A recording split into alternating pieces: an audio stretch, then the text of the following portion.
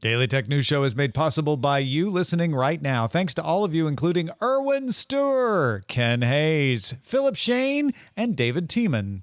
On this episode of DTNS, Google starts the long road to identifying fake images, why driving assistants might be more dangerous than full autonomy, and how the teens will get around Instagram's rules to keep teens from using Instagram like adults, because that's what teens do. This is the Daily Tech News for Tuesday, September 17th, 2024 in Los Angeles. I'm Tom Merritt. And from Studio Animal House, I'm Sarah Lane. And I'm the show's producer, Roger Chang. Can you believe it's September 17th? Yes.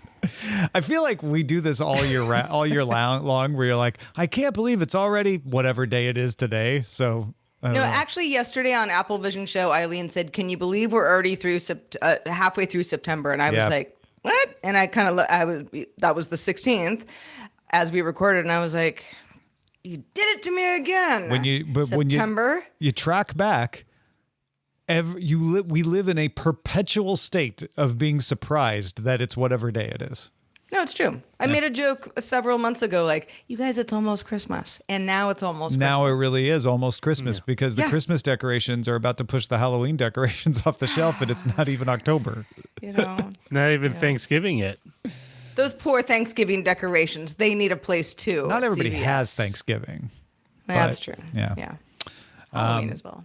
Well, you know what I would like to do now? What's that, Tom? Cry. But instead, let's start with the quick hits. Let's do it. OpenAI will move its Safety and Security Committee into a board oversight committee made up of board members. CEO Sam Altman will step down from the committee. It will be chaired by Carnegie Mellon professor Zico Coulter and be briefed by company leadership on safety evaluations for major model releases, and will, along with the full board, exercise oversight over model launches, including having the authority to delay a release until safety concerns are addressed. That is in OpenAI's words.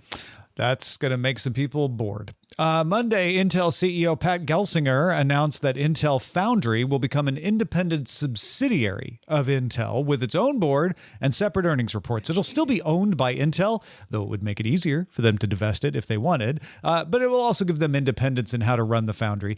Intel also announced it will pause work on factories in Poland and Germany for 2 years. That's kind of a blow to the EU's chip plans. It will continue to build plants in Arizona, Oregon, New Mexico, and Ohio, probably in part because Intel just got $3 billion rewarded to it from the U.S. government to make chips for the U.S. military. And that plant in Ohio will be used to make a new chip for Amazon Web Services. Intel announced that it is expanding its partnership to build chips for AWS. Several thousand people were injured and at least 8 died in Lebanon Tuesday when their pagers began to overheat and explode, reportedly all at 3:30 p.m. local time. The affected pagers were all from a shipment received within the past few days. It isn't clear why the pagers exploded, although there are some possibilities. One is that the shipment was infected with malware, which triggered batteries to overheat and explode. It's also possible that explosive charges were somehow placed inside the pagers in the shipment and then detonated remotely. Either way, physical access to the manufacturing process of the pagers would have to be needed, most likely. Yeah, and Nick with the C was like, pagers, man, that's so old. But one of the reasons they had stopped using cell phones is they were worried about infected transmissions and compromises. Yep. Snap has created the Spectacles 5. Did you know there were 4? Guess what? Now you do. Spectacles 5 is a pair of smart glasses designed for developers. They look huge, but they're not meant for aesthetics. The glasses are meant to test development of augmented reality features made for Snapchat. They weigh less than half a pound, but they don't need to be tethered. So they're not heavy. You don't have to plug them into anything. They just look big on your face. They only have a 46-degree field of view, which is not huge, but it's bigger than the previous spectacles. They have 2 Snapdragon processors, one in each arm by your temple. A new Android-based OS called Snap OS is launching along with this new pair of glasses. And they have a developer price. They cost you $99 a month with a 1-year commitment period. So you're shelling out a total of $1,200 over the year. You also have to be approved by applying in the Lens Studio. I mean, they're not very cute, but boy, that's a lot of money. But if you're a developer, that's what they're going for. Uber is now rolling out verification for riders, not drivers, riders, to cut down on fraud. Most coverage of ride sharing has focused on how to protect a rider from the rare but still existent malicious driver. There are certain situations that we hear about here and there. Uber says it's banned 15,000 accounts for using fake names. Rare but existent malicious riders also exist. Rider verification is voluntary. So if you want it, you'll agree to have your name and phone number, which Uber already has because you've signed up for it, using somebody's name and phone number, checked against a third-party database for any red flags. Then riders can choose to upload their ID for further verification. Once you're verified, you get a special badge that shows up in a driver's account and your account as well, so that drivers see that before accepting the trip. So if you're in a situation where you feel like you need a driver to, I don't know, trust you more, this would be a way to do that. Are you going to do it? Are you going to verify yourself? I haven't taken an Uber in quite some time, but yeah. I have no problem with this. Yeah. If it helps somebody feel better about picking me up, I'm cool with it. If I don't have to upload my ID, I'd rather not. So let them check their database for my phone number. Yeah, that's fine. Go ahead and do that. But I don't really want to be uploading my ID. Not because I really think there's a huge risk, but the fewer times you do that, the better. That's what I think. Yeah. Google says it will add an About This Image feature to search results in the coming months. It'll let you know if a photo was taken with a camera, edited by software, or produced by a generative model. And it'll tell you which camera, if it knows, which software, which generative model. It is going to use the C2PA standard to certify these images. Google also plans to include C2PA metadata into its ad systems and YouTube videos eventually. But it's starting by putting it into search, which is its biggest product. This will be the biggest use so far for C2PA. C2PA stands for the Coalition for Content Provenance and Authenticity. It's a technical standard for watermarking, for identifying an image's origination. Everybody's in this, Sarah. Amazon, Microsoft, Adobe, ARM, OpenAI, Intel, TruePic, Google, all part of the C2PA. Well, not everybody. Obviously, I didn't say Apple, but there's a lot of companies in this. Those are just the big ones. Yeah. Leica and Sony support it in their cameras. So if you're using a Leica or Sony camera, that C2PA metadata goes in and says shot on a Sony camera, shot on a Leica camera. Nikon and Canon have pledged to adopt it. They haven't rolled it out yet, but they're planning to. Adobe Photoshop and Lightroom let you add C2PA data when you're creating stuff in there. It is not supported by many other image editing. So Affinity doesn't have it. GIMP doesn't have it. I guess the big question here is how effective is this going to be if not all the cameras have it, not all the images are going to have it. So a lot of the images Google won't be able to tell you anything about because it's not trying to guess. It's just looking at the C2PA standard.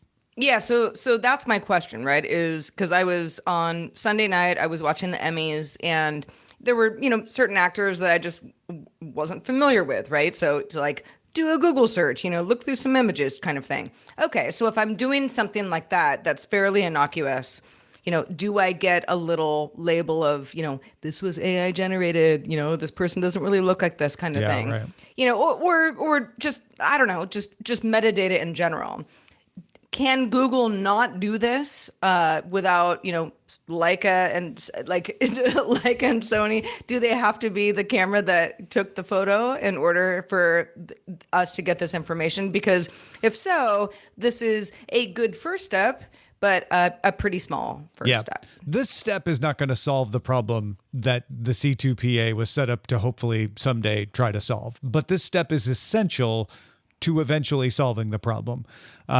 It's easy to dismiss this. I'm sure people out there are like, well, if it's not going to be on most of the images, what good is it? But if Google is doing this, a lot more companies will say, well, Google's doing it. I want to look good. I want shot on a Nikon camera to show up on a bunch of images. So maybe we should hurry up and implement it. Maybe it'll encourage more people to do it. And I think the end game, like the ultimate thing they want is if they can get it where everybody's doing it, if it's standard for anybody using Photoshop to say, yep, turn on the C2PA metadata, if it's standard for all the cameras to have it, then when you go to Google, you'll see that most of the images someday, right, theoretically, most of the images would have that label. And in that world, if we can get to that world, the ones that don't have the label, you wouldn't trust anymore because they would be in the minority. Right. So now my question is, of these companies who have pledged support for this, and I know you mentioned, Apple isn't there yet. Apple sort of beats to its own drum in many ways. But, is there any situation where it would not benefit the company? It's like if you use a Leica camera and you take an image and, you modify it somehow and it ends up on the internet and there's a label of like used with a Leica camera.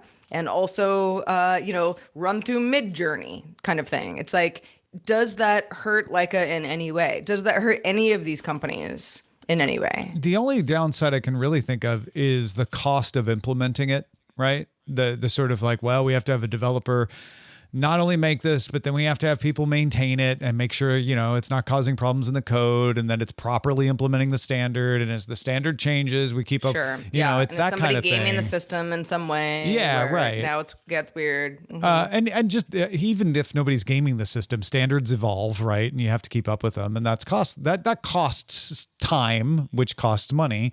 So I don't think there's any downside to a camera showing up. And I think Google putting it in search really moves it down the road of, well, we better implement this. I don't think other than the cost of implementing it, there's anything to say, oh, if I see that company's name in the metadata, it would be bad. Unless you're talking about Mid-Journey or OpenAI or 11 Labs. 11 Labs is part of this too, in which case, an embarrassing image might be labeled and then people get upset. Like, why was this allowed to be made?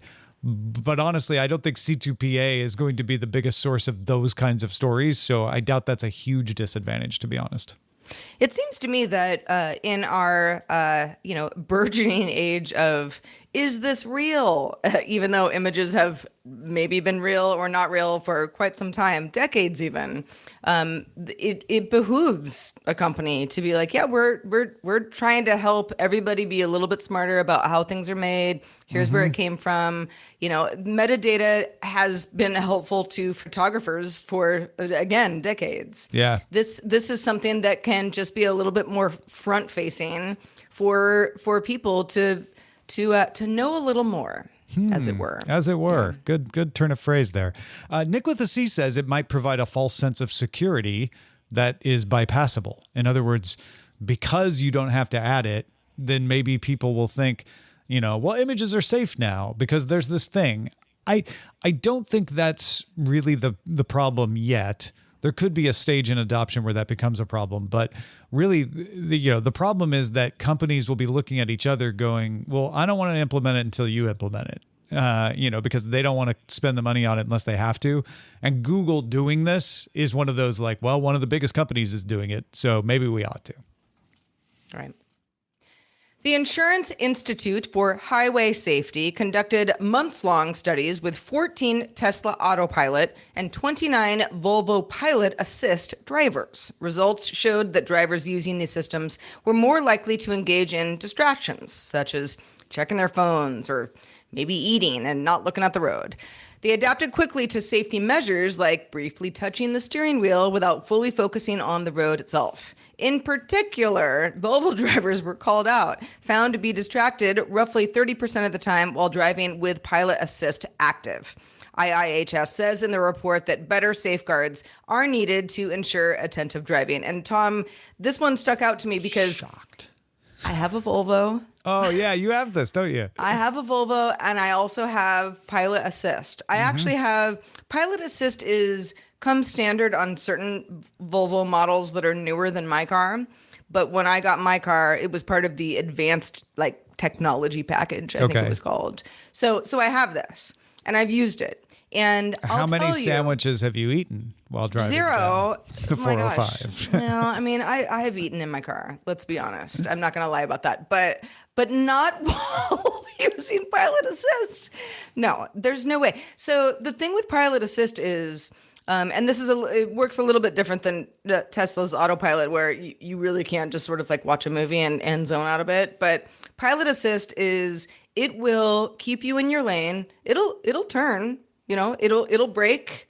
It's kind of great on a highway, where like maybe you're not going super fast kind of thing, but you have to otherwise be, hands on the wheel, engaging and, yeah, it braking. can slow you down and speed you up, and that sort of thing. Yeah. And I've used it, and at the same time, and you have to touch the steering wheel, if not more, every 30 seconds, where it just turns off. So I learned that early on, where I was like, okay, well, you can't really like check out completely. But asked a friend of mine this morning who has a similar Volvo to me, and he was like, it's so great. I don't even really drive that thing. It just drives itself. I just knock it with my knee every 30 seconds. And I'm like, I don't even know if I could do that with my knee. Haven't thought about that. That seems really dangerous. But no, seriously, every time I use this, and I haven't in a while, I don't trust the system. I don't. And maybe that's an ego thing where I'm like, but it's like, if something were to happen because the car went rogue and it wasn't me, I feel way more at fault than if it was me. I think this study shows you're the outlier. Maybe. That's what I'm getting here, is that I'm like you. I would be paranoid about letting it drive, and I would be watching all the time like you're supposed to. The idea with these things saying you need to touch the wheel every 30 seconds or whatever is really to say you should be having your hands on the wheel the whole time. You should never let go of the wheel. You should just, this should take the pressure off of your driving, but you should be paying full attention. The every 30 seconds is just a way to tell if your hands are still on the wheel. But what happens is people like your friend go, great. So the rule is I just have to touch it every 30 seconds. I'm going to do that with my knee. And that's what they found in the study, is that most people just adapt to whatever the test is. They don't go with the spirit of the rule and say, okay, I will pay attention like you and I do, because we're paranoid, not because we're better. They are less paranoid, and they're like, so I just need to bump it every 30 seconds. Got it. And they check out more. To me, that just shows. And I know some people are like, well, duh, we all knew that was the case. But sometimes we're surprised that what we assume is not true. So it's okay when we have a study that goes, no, what you assumed was true, because now we aren't assuming, we actually know. And I think what it shows is that these partial assist systems are actually more dangerous than fully autonomous cars. Like, the idea that it will lure you into a false sense of security because it's like, well, I just bump the wheel every 30 seconds. It is not capable of full self-driving. And the reason you're supposed to pay attention is it will do things that it shouldn't do sometimes, and you need to be able to correct it immediately. Whereas an autonomous car is designed to not do anything that will endanger itself or others. And you don't have to pay attention. Like, tell me, which do you feel safer in? A Waymo that you have ridden in that doesn't have a driver, or your own Volvo that has this partial self-assistance system? I mean, I hate to say it. Well, I don't hate to say it because I'm not that great of a driver, but I will say it. The Waymo is way easier. I mean, listen, if you don't want to sit in the back of an autonomous vehicle or even in the front seat, whatever it is, then you're just not the target audience. But I see, and I've said this, the Waymos in my neighborhood, they're all over the place. I mean, they really came out of nowhere. They're just like these, I don't know, they're everywhere. And every time I pass one, I look to be like, is there a driver in the front seat? Occasionally, but mostly not. Yeah. And there's usually somebody in the back. I mean, people are using Waymos a lot, at least in Los Angeles. And the thing with the Waymo is, I mean, if it goes rogue, that would suck, but you're in the back, you have nothing to do with it. And you almost feel safer in a way because you're kind of tucked in the back. When I use, I actually do use my assisted driving to parallel park in my Volvo, which is really helpful. Even though I'm pretty good at it myself, but sometimes I'm like, just let the car do it. But that feels like, okay, I'm stopped. We're not going 45 miles an hour or more type of thing. On the road, the idea that, I'm sort of just still super engaged, but the car is doing it for me. There's something about that where I'm like, no, it's either or. Yeah. Like the car's either doing it or I'm doing it. Something about that like assisted thing doesn't work for me. Like I find it, the few times that I've used it, I find it helpful in that it kind of nudges me to do the right thing, because it's like, hey, I'm going to slow down now. I'm like, oh, good idea. You should do that. But I don't hand it over. And I think that's what we're learning here, is that more people do hand it over. And that's probably not a great thing. So I think I don't know that there's a solution to this other than, if you have one of these self-assisted systems, be aware that it will lure you into a false sense of security, and that, the fully autonomous systems. I mean, if you think about it, we hear about fully autonomous systems every time they have a fender bender, every time that the horns honk too much. We hear about self-driving assistance systems when someone relied on them and had a crash. Right? We don't hear about the minor things at all. We never see headlines about the dozens to hundreds of fatal car crashes that happen from people who were operating them themselves without self-assistance, without, driver assistance systems. So it really, if you look at the stats, there's a clear slope of safety going on, and driving without the assistance is still more dangerous than driving with it. Mm-hmm. Well, folks, if you've got a thought about this, or maybe you found a story that's like, but you didn't consider this, did you? Let us know on our subreddit. You can submit stories and vote on them and talk to each other about them at dailytechnewsshow.reddit.com. Starting now, Instagram teen accounts are mandatory in Canada, Australia, the United Kingdom, and the United States. They'll come to the EU later this year and to other countries in 2025. If your profile says that you are younger than 18, then you will be automatically moved to a teen account. Teen accounts are private by default. They don't let strangers direct message you, and they silence your notifications between 10 p.m. and 7 a.m. They limit what types of content you can see in Reels and on the Explore page, and they let you pick age-appropriate content you would like to see more of. If you are a user age 16 or older, you can change some of those settings. You can, I imagine a lot of 17-year-olds are going to be like, oh my gosh, they made my account private. Now I got to make it public again. And you can do that if you're older than 16. If you are younger than 16, you need your parents' permission to change those settings. And there's some new parental controls that go along with this, including the ability to see who a child has messaged in the past week. You can't see the content, just who they've talked to, and which topics teens have chosen to see more of when they choose those age-appropriate topics.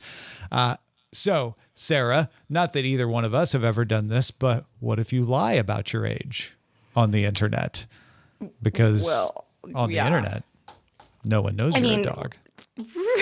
Yes.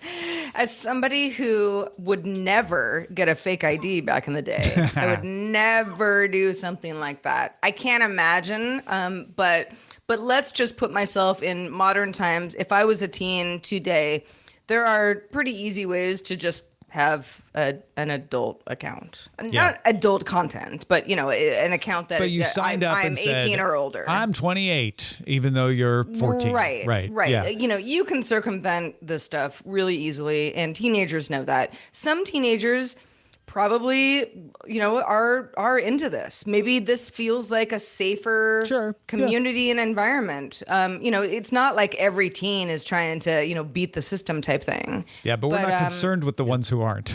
It's only the ones who are trying to beat the system. Yeah, it's more this is not going to stop anybody under 18 from, having an Instagram account as if they were over 18.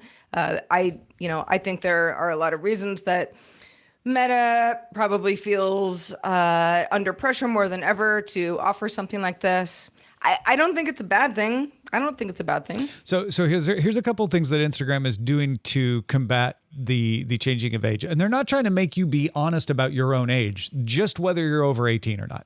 If you're 47 and you claim to be 21, that's fine. They don't care. What they care is that if you're 14 and you claim to be 19. So if ahead of this change, you get the idea of, I want to change my age from 14 to 18. If you are changing from below 18 to above 18, Instagram already requires you to verify that. So you'll either have to upload a video selfie, upload an ID, or have another user vouch for your age. And I don't think you can just get your friend who's pretending to be 22 to vouch for your age. I think it has to be someone verified with their age as well. If you are on an account that is older than 18 already and you're not 18, Instagram is going to start using machine learning to try to detect signals that you're not being truthful about your age, and they may ask you to verify in those cases. Now, the example they gave was you've got an account that says you're 19 years old, but you keep getting congratulations on your 14th birthday. That might be a signal that the machine will flag this account. I was like, I hope there's more than just that signal. I hope it's a very complex system, which I'm sure it is, because otherwise everybody's just going to start pranking me and say, Tom, congratulations on your 14th birthday. And then Instagram makes me verify my age. Either that or the actual 14-year-old, all the friends will know not to say 14. Yeah, but parents and to get around, relatives and stuff. It's kind of harder to control that sort of thing. Except it's a Finstagram, right? So nobody knows you have it, just your friends. Then you might be able to get away with it. But yeah, it does seem like you said, Sarah. Instagram's trying to do the things it can do to, keep 18-year-old or younger people on teen accounts as much as they possibly can. Roger, you don't have teens yet, but your daughters will be teens within the next 5 to 10 years. How does this sit with you? I think it's pardon me. Sorry to surprise you with the question. I think it's all beneficial choked up thinking about his little girls getting old. I think it's beneficial in that it does at least give additional tools to parents in order to moderate or at least control their teens' access to this particular platform. Can also be, I also do feel a little cynical about it because, as what you were laying, Sarah, they are under pressure, and this is more of a afterthought measure that they included or rolled out to deal with a lot of the concerns that parents. Do you think this is an afterthought? It feels pretty thorough to me. I mean, if it was thorough, it would have been out in the beginning. I think. Oh, you're doing the old. Yeah. Why didn't you think of this earlier? Situation? Well, I mean, because it was an issue back in the MySpace. But they're doing it now. Yeah. It's better than not doing it, I guess. And I'm totally down with that. I think from the Instagram point of view, they have to be careful because they don't necessarily want to make it too onerous for teens to eventually migrate over to the full Instagram because they want to keep people. If you make the barrier too high, eventually teens might just shrug their shoulders and move on to something else and potentially lose Instagram a kind of a generational segue into their platform. You mean like if a 16-year-old is like, Instagram's no fun anymore on this teen account, they just stop using it and they never come back. And all their friends go find something else, and that's what they use. And they did. It's called TikTok.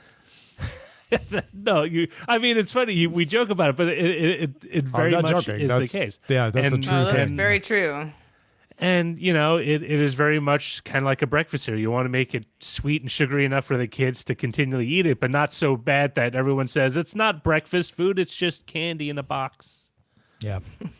So you like these. Are you worried about if your daughter, says, I want an Instagram account, at what point do you say, yeah, okay, fine?